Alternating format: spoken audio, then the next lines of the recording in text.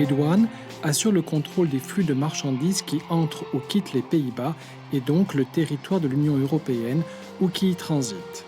Les aéroports et les ports maritimes sont les frontières extérieures de l'Union européenne et les activités des douanes ont donc lieu pour une part importante dans l'ouest des Pays-Bas.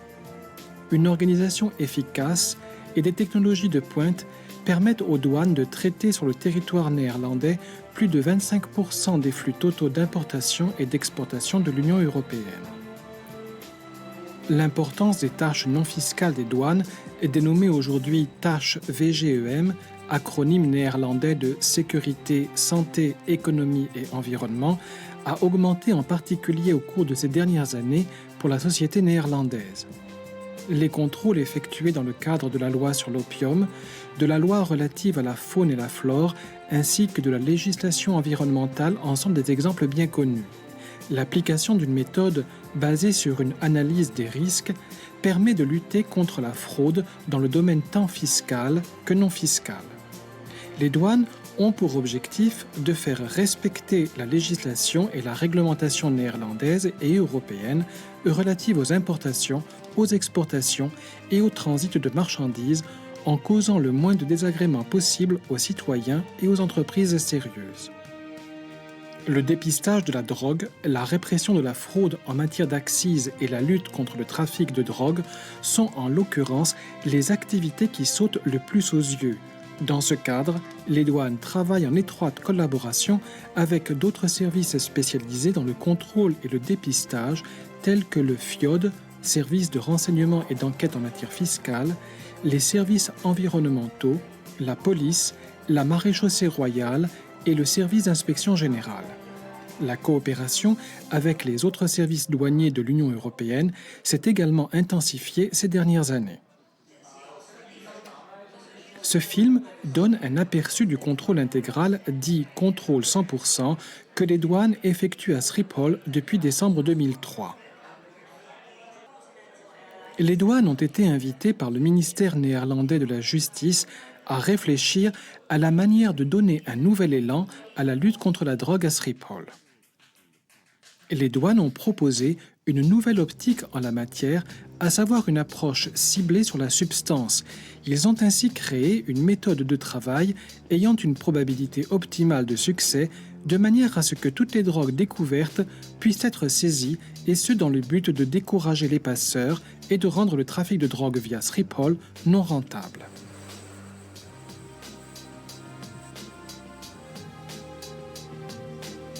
Par contrôle intégral ou contrôle 100%, on entend le contrôle de tous les passagers à destination d'Amsterdam ou en transit, de l'équipage, de tout le fret ainsi que de l'avion. Les douanes disposent à cette fin de technologies ultramodernes et intelligentes telles que des scanners de différents types, des chiens et de nombreux collaborateurs spécialisés. Les contrôles sont effectués sur la base des risques. Le risque le plus important est que les stupéfiants disparaissent dans les processus logistiques habituels. Cela est rendu possible par des contacts avec des employés de l'aéroport même, par des contacts avec les passagers pendant le transbordement des marchandises. Les marchandises sont donc placées immédiatement sous la surveillance des douanes dès l'arrêt de l'avion à la porte de débarquement et elles y demeurent jusqu'à leur contrôle effectif.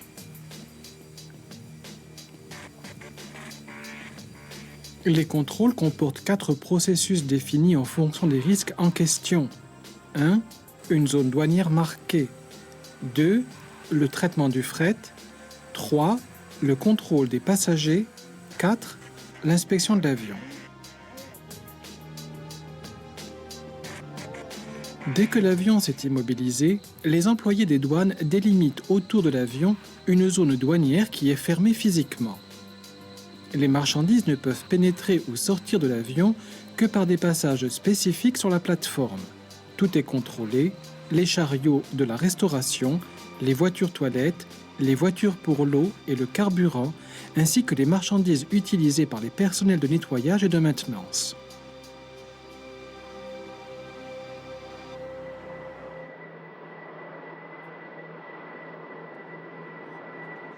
Tout le fret en soute traverse sur un tapis roulant l'un des 5 scanners mobiles des douanes.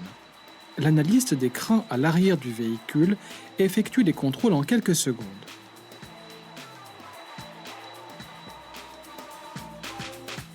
Le fret sur plateau ou en conteneur est accompagné jusqu'à l'un des 2 grands scanners des douanes de Schiphol où le contrôle d'un plateau d'avion complet peut être réalisé en moins de 3 minutes. L'employé d'écran analyse les images qui sont une coupe au rayon X du fret quelques secondes seulement après le scannage. Dès qu'une irrégularité est constatée, le fret sur le plateau ou dans le conteneur est examiné par des employés des douanes. Cet examen a lieu dans un entrepôt de scannage spécialement aménagé. Les sacs contenant le courrier et les colis postaux internationaux sont eux aussi accompagnés jusqu'au centre postal international de Schiphol, où ils sont contrôlés par une équipe spécialisée des douanes.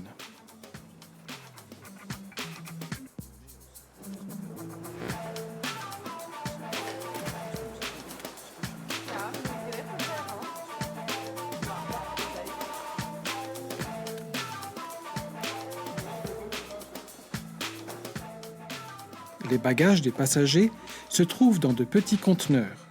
Après que ces conteneurs ont été déchargés de l'avion pour être placés sur des véhicules plateformes, ils sont accompagnés jusqu'au sous-sol où a lieu le traitement des bagages.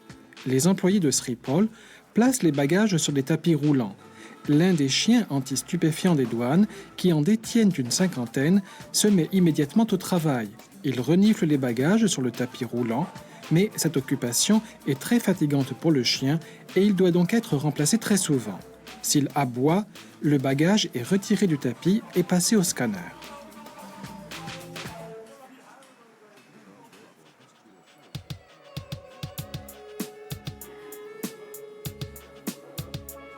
Pour ces contrôles intégraux, Schiphol a retenu un certain nombre de portes d'embarquement qui offrent suffisamment de place et assurent une protection suffisante en termes de sécurité personnelle et d'intégrité. Après que le commandant de bord leur en a donné l'autorisation, les passagers quittent l'avion un par un et passent à côté d'un chien anti-stupéfiant qui se trouve dans la porte. Les chiens sélectionnés pour ce travail ont un comportement social et n'aboient pas s'ils ont flairé de la drogue, mais vont s'asseoir passivement à côté du voyageur.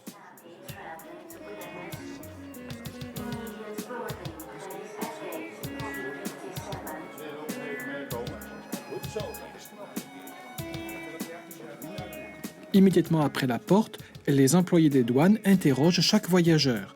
Et les douanes ont formé dans ce but une centaine de spécialistes. Ces techniques d'interview et les observations faites dans ce cadre leur permettent à ce moment-là d'intercepter les passeurs présumés. Ces passagers sont fouillés plus à fond dans une pièce séparée. Si l'on découvre de la drogue, ils sont remis à la maréchaussée royale. Après l'interview, les passagers sont soumis à une fouille minutieuse de leurs vêtements. Ce contrôle est effectué par les douanes pour dépister les body packers, c'est-à-dire les personnes qui transportent sur elles des stupéfiants éventuellement collés à leur corps. Les bagages à main sont ensuite passés au scanner. Si l'analyste d'écran le demande, le bagage à main fait lui aussi l'objet d'un contrôle physique minutieux. Une fois ce contrôle intensif des passagers et des bagages à main terminé, les voyageurs se rendent par les jetées jusqu'au comptoir pour reprendre leurs bagages. Il importe peu qu'ils entrent alors en contact avec d'autres passagers puisqu'ils ont déjà été contrôlés. Les bagages arrivent dans la zone douanière délimitée par un ruban jaune ou Reclaim Area. Les bagages qui sont dans la soute sont eux aussi reniflés par des chiens, passés au scanner et soumis à un contrôle physique. Après ce contrôle, les voyageurs peuvent poursuivre leur voyage et reçoivent un dépliant des douanes qui leur explique l'utilité du contrôle intégral.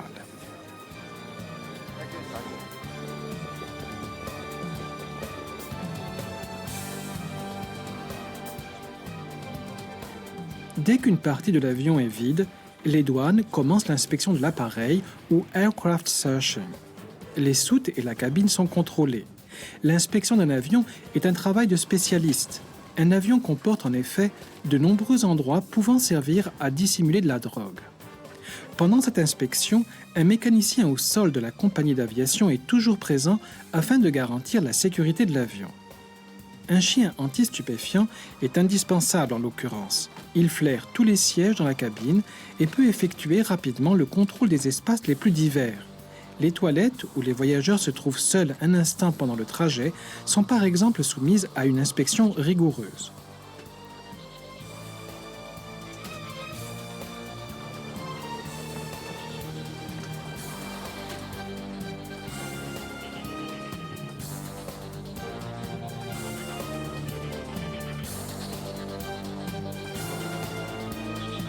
Le contrôle intégral effectué par les douanes requiert une nombreuse main-d'œuvre et doit être le moins contraignant possible pour les passagers et le système logistique de Schiphol.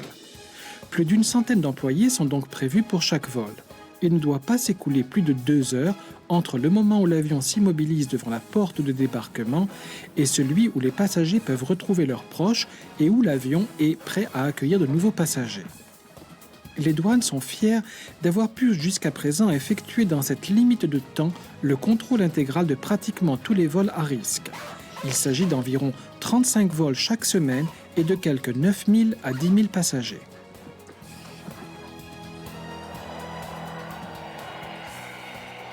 Les douanes créent avec ces contrôles une probabilité maximale de succès et confisquent toute la drogue découverte. Le nombre de passeurs par vol a fortement diminué. Selon le ministre de la Justice, cette approche a des effets concrets, positifs et mesurables. Les douanes sont aussi conscientes du fait que les trafiquants manifestent une grande ingéniosité et trouvent sans cesse d'autres techniques de dissimulation. Outre le contrôle intégral, les douanes continuent donc d'être vigilantes et de contrôler également d'autres itinéraires et moyens utilisés dans le trafic de stupéfiants.